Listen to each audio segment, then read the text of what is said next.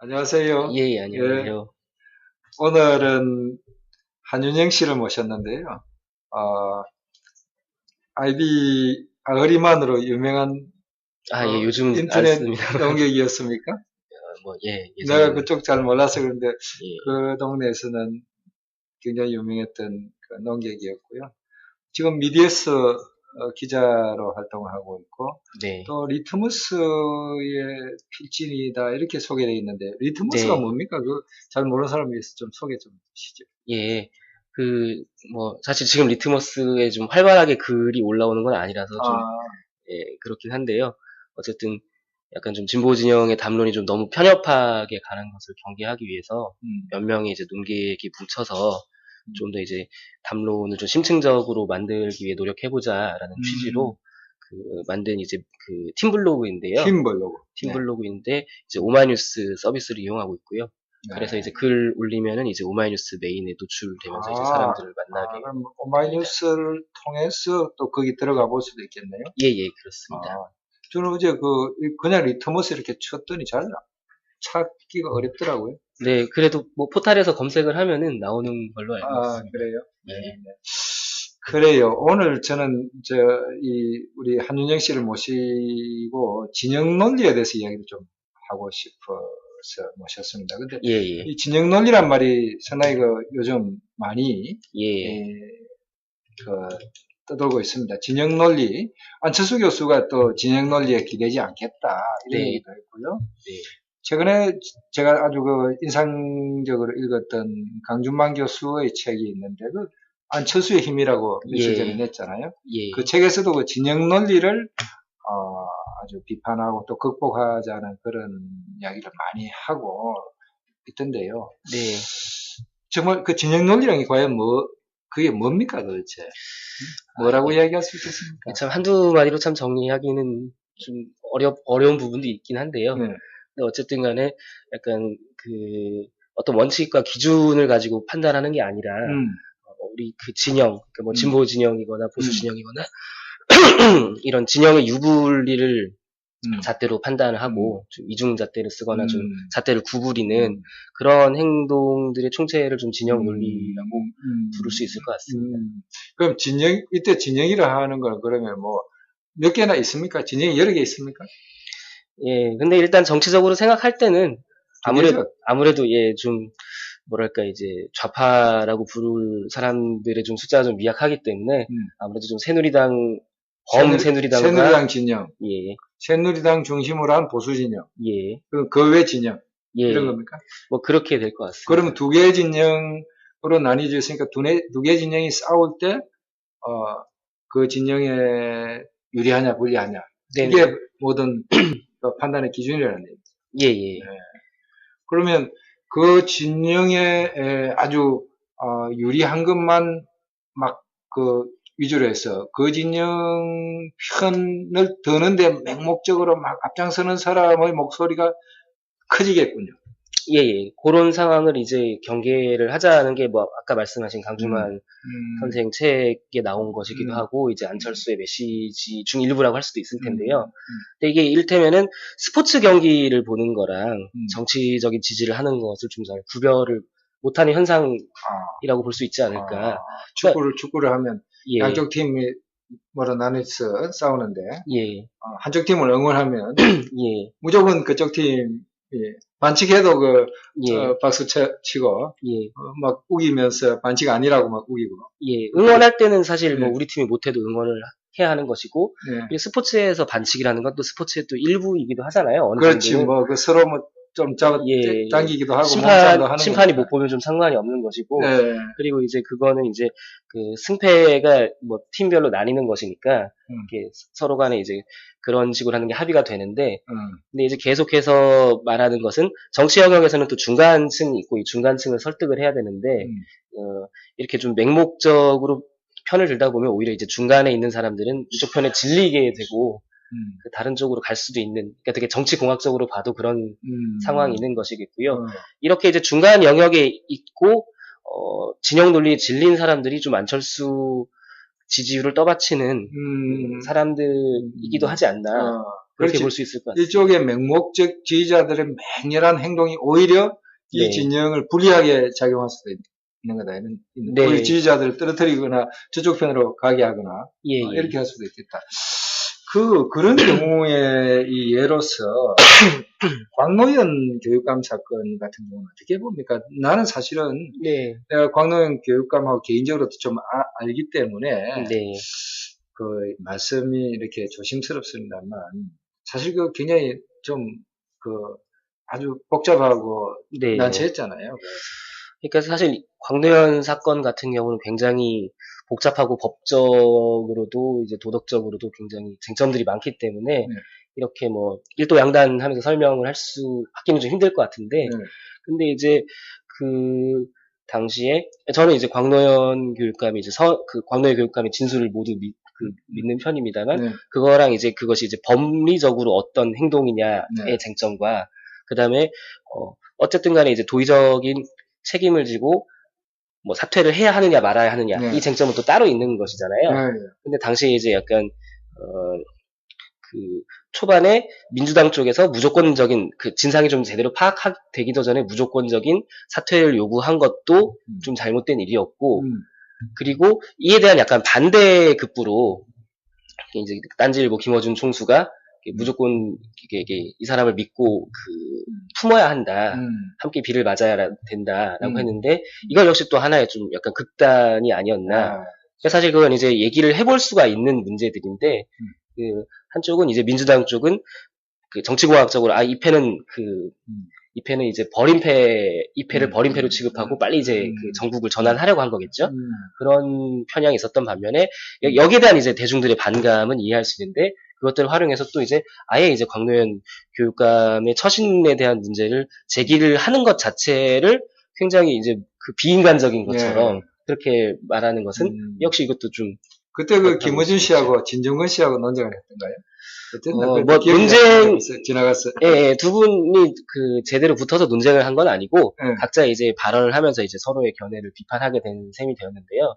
그 진중권 선생 같은 경우는 이제 2억을 수뢰하는 것을 본 순간 도덕적으로 이제 큰 문제가 있기 때문에 이제 그 사퇴를 해야 되는 게 아니냐라고 이제 주장을 했던 것이었고 저는 뭐 이 주장은 성립할 수는 있다라고 생각을 해요. 이제 왜 그러냐면은 만약 상대방이 그런 일이 있었다면 마찬가지로 우리가 깔끔하게 그냥 사퇴해라고 요구했을 거 아니냐 이런 얘기인 것 같아요. 그렇죠? 예, 그것도 있고 뭐 진중원 선생 같은 경우는 이제 도덕적인 차원에서 잘못을 했다라고 판단을 내린 것인데 그래서 이제 저는 이제 그 끝까지 재판을 했어야 된다는 입장과 그 사퇴를 했어야 된다는 입장이 둘 다 이제 논거를 가지고 이제 성립할 수 있다라고 보는 거죠. 알겠습니다. 예. 그래서 그 김어준 씨 이야기가 나왔는데요. 김어준 씨가 주도하는 그 낙곰수의 경우에 지난 총선 때 굉장히 큰 영향을 미쳤습니다. 그죠? 예. 그런데 많은 사람들이 이제 그 낙곰수의 경우에 대표적으로 진영 논리에 갇혀 있는 그런 어떤 그 현상으로 보는데 어떻습니까? 지금 그 낙곰수가 취하고 있는 그 입장과 한윤영 씨 입장은 좀 차이가 나죠? 예, 뭐 사실 요즘은 낙곰수가 그렇게 활발하게 활동을 하지 않아서 제가 참 뭐라고 말씀드리기는 좀 힘든데 근데 총선까지는 계속 이제 영향이 있었으니까요. 굉장했죠. 예. 일단 낙곰수 자체가 이제 뭐 진영 논리만을 업었다고 볼 수는 없고 굉장히 이제 그 정치에 처음 관심을 가지는 사람들에게 알리는 그런 공로도 많았지만 좀 광노현 이후에 총선까지 작용하는 과정에서는 좀 이제 왜 그 인간적이고 정서적인 논리 우리 편인데 우리 친구인데 좀 잘못했다고 이렇게 몰인정하게 비판할 수 있느냐 이런 종류의 이제 정서적인 논리를 정치권에 동원해서 말씀하신 그렇게 진영 논리를 만들어서 좀 오히려 민주당에 좀 해를 끼친 면이 있지 않느냐 이렇게 얘기는 할 수 있을 것 같습니다. 그게 광노현 경우는 또 이제 또 다른 사안이 되겠지만 총선 과정에서 이제 김용민 후보가 끝까지 버틴 게 결국에는 이제 민주당에 좋지 않았다라고 볼 수 있지 않느냐. 그리고 이제 어쨌든 간에 그러니까 그 문제 제기가 된 이제 김용민 후보의 행동은 이제 또 비판받을 만한 것이었는데 여기에 대해서 이제 그 낙곰수의 전반적 기조가 좀 진영 논리에 충실한 뭐 그런 거라고 좀 볼 수 있지 않겠습니까? 예, 예. 일단 뭐 닥치고 뭐 이런 식으로 예. 뭐 따지지 마라. 그러니까 자잘못을 따지지 말고 무조건 우리 편 응원하고 상대방의 어떤 상대 진영에 대해서 무조건 공격해야 된다. 뭐 그런 거 아닙니까? 그러니까 이제 뭐 순기능과 역기능이 있는 것인데 이렇게 진영을 나누는 게 사실 낙곰수가 성공한 것이 이제 뭐 이명박 정부와 그것을 싫어하는 우리들 이런 식으로 이제 피아를 확실하게 식별을 해주고 그렇지. 어떤 사건들을 그 틀에 맞춰서 해석을 이건 했기 때문에 전쟁인데 야 먹물더라 뭐 잘났다고 뭐 따지지 마라 그런 뭐 조류도 있었죠. 그런 거죠. 보수 쪽의 그 보수 진영 쪽으로 가보면 또 진영 논리의 경우 어떤 경우가 있습니까? 그러니까 사실 진보 진영의 진영 논리가 좀 심정적인 거라면 보수 진영의 진영 논리는 되게 유물론적인 거라고 생각을 하거든요. 그러니까 이를테면은 민주당이 조중동이 시키는 대로 다 한다고 조중동이 민주당을 지지해 줄 것이냐? 그렇지 않다는 거죠. 왜냐하면은 그 자신들과 친분이 있는 새누리당이 권력을 잡기를 바라기 때문에 청와대에 누가 들어가느냐가 중요한 것이기 때문에 어떤 이념이나 원칙의 문제가 아니라 우리와 친소관계가 있는 사람들이 이기기를 바라는 그런 이제 진영 논리적 계산으로 행동을 하죠.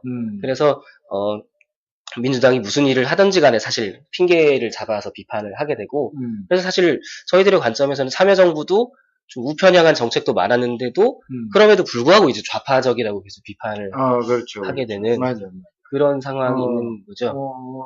그러고 보니까 김대중 정부나 노무현 정부는 사실 뭐 그게 진보적이거나 또는 좌파적인 정부라고 도저히 말하기가 좀 어려웠는데 이제 우리 편이 아니니까 이제 자꾸 좌파라고 자꾸 몰아붙이고 이런 식으로 한다는 거죠.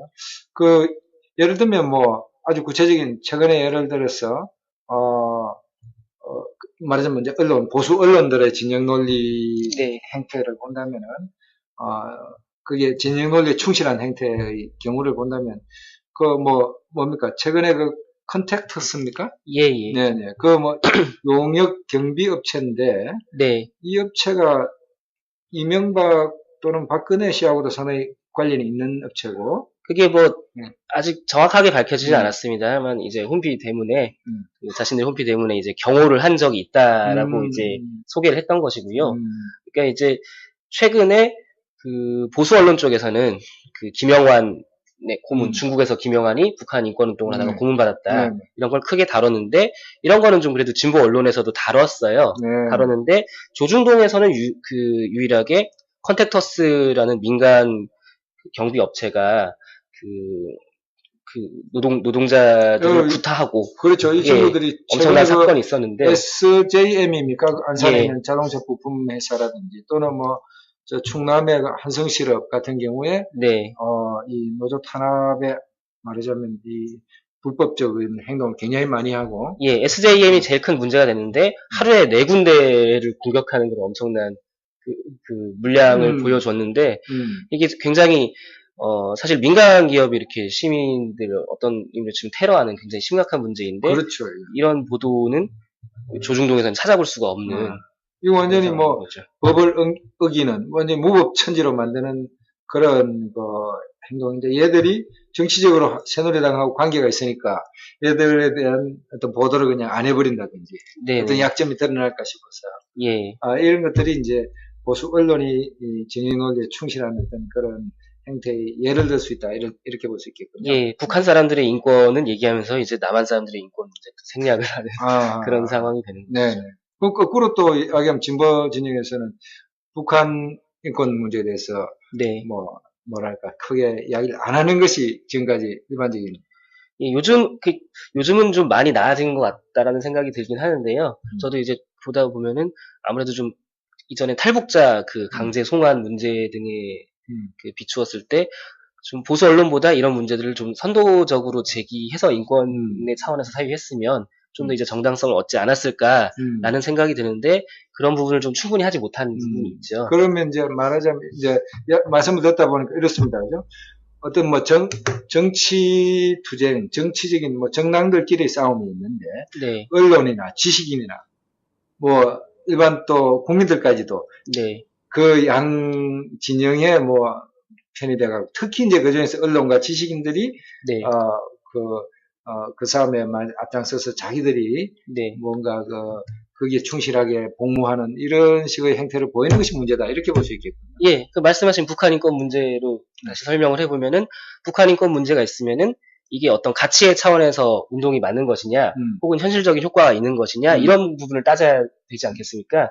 근데 이제 어떤 사람들은 북한 인권 운동 새누리당이 하지 않느냐, 새누리당 지지자들이 하지 않느냐. 그렇지. 그래서 이제 불순하다. 우리는 이제 약간 사실을 뜨고 보는 거죠. 그렇지. 거기에 뭔가 하면 이용당한다. 예. 저걸 이렇게 한다. 예. 예. 그래서 이제 그때 베이징입니까? 탈북자들을 북송 사태요. 반대하는 이제 집회를 박선영 의원이 자유선진화의 박선영 의원이 주도하는 집회에 일체 거의 야당 의원들은 참석도 안 했단 말이죠. 네네. 예. 그러다 보니까 이제 그게 하나의 말하자면 대표적인 경우가 됐는데 거기에 이제 안철수 교수가 참석을 했다. 네. 그래서 참석을 하고 돌아오면서 안철수 교수가 나는 만약 정치를 하더라도 진영 논리에 기대지 않겠다라고 얘기하고 나는 상식에 입각해 사겠다. 이때 말하자면 그럼 상식과 진영 논리는 완전히 대립이 되는 그거 되네요. 뭐 그렇게 볼 수도 있긴 한데 또 한편으로는 각 진영이 또 각자의 상식을 가지고 상대편을 몰상식하다라고 하고 있는 상황이지 않습니까?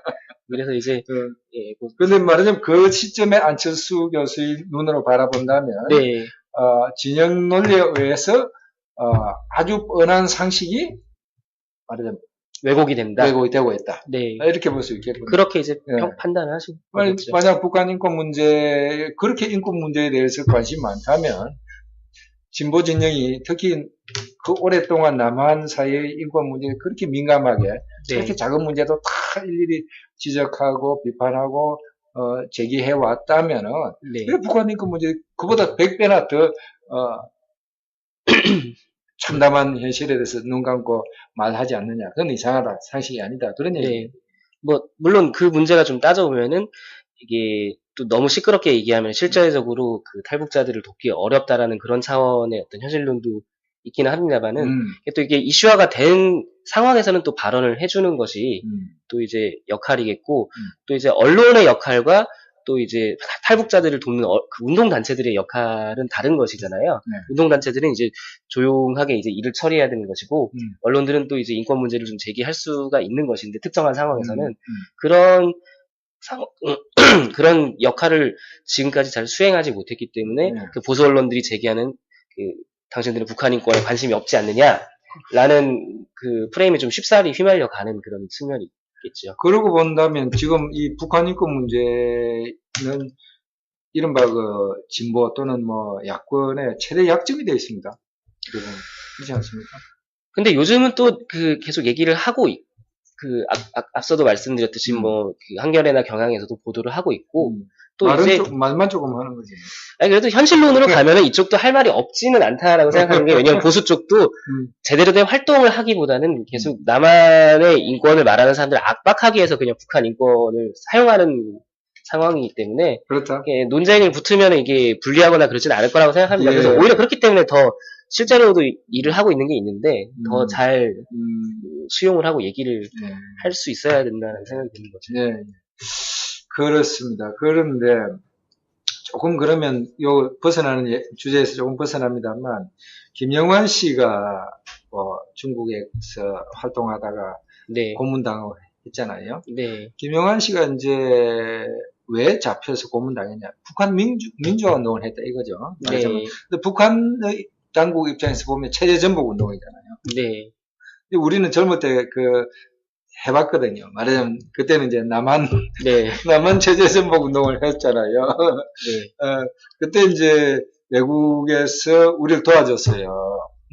외국에서 도와주는 사람들 있었단 말입니다. 세계의 말하자면 일본이나 뭐 유럽이나 미국 이런 데서 뭐 인권운동가들이나 또는 이런 사람들이 도와줬어요. 남한의 체제 전복 운동을 외부에서 도와줬습니다. 네. 그러면 이제 당시에 뭐 남한의 독재 정권의 입장에서 보면은 외국의 불순한 세력과 그렇죠. 연계하여 체제선거 운동을 하는 네네. 아주 정말 그 용납할 수 없는 세력이었던 셈이거든요, 우리가. 네네. 이제 그런 입장에서 이렇게 입장을 바꿔 생각해 보면, 과연 북한 민주화 운동이라는 것을 우리가 네. 특히 김영환 씨나 이런 사람들이 벌이고 있는 북한 민주화 운동에 대해서, 아주 극우 보수 쪽에서 하는 입장이다, 운동이다라고만 해서 우리가 뭐, 모른 척 하기가 좀 그래요. 예. 그 일리가 있는 말씀이라고 생각합니다. 그 이번에 한겨레에서 이제 조국 교수가 김영환 과 대답을 했던데요. 맞아요. 둘이 또 이제 뭐 파리학번 동기이고 그렇더라고요. 저도 잘 몰랐는데. 근데 이제 거기서 이제 제가 김영환의 말에 다 동의하는 건 아니지만 그 중간에 이런 얘기가 있었어요. 그때 이제 저는 이제 그 얘기를 듣고 그 당국 차원의 교류 협력과 북한 민주화 운동이 또 공존을 할 수 있고 또 해야 되지 않겠느냐는 생각이 들었는데 그분이 하시는 말씀이 유신 때도 이제 박정희 정권과 박정희 정권과 교류를 하면서 외부에서 이제 그렇죠. 인권을 개선해달라고 압박하는 방법이 있는가 그렇죠. 하면은 또 내부에 이제 민주화 투사들을 지원하는 방법도 있지 않았겠느냐. 그렇죠. 그 두 개를 다 하지 않았느냐. 그렇게 얘기를 했는데 그거는 굉장히 좀 귀담아 들을 수 있는 부분이라고 생각하고 다만 이런 부분이 있죠. 이게 정부 당국 차원에서 또 그렇다고 지원을 해서는 이제 교류 협력이 안 되기 때문에 어떤 그 정부 정책적인 차원과 또 진보 진영 혹은 시민단체들의 그 대응이 좀 약간 현명하게 분리돼서 역할 분담을 그렇죠. 역할 분담론이다. 그죠? 예, 그렇게 할 수 있어요. 예, 그렇죠? 사실 저는 박정희 정권 말기, 유신체제 말기에 몇 번 구속이 됐습니다. 그런데 그때 고문을 그렇게 많이 안 당했어요. 왜냐하면은 그 당시에 미국의 카터 대통령이 인권 외교라고 해가지고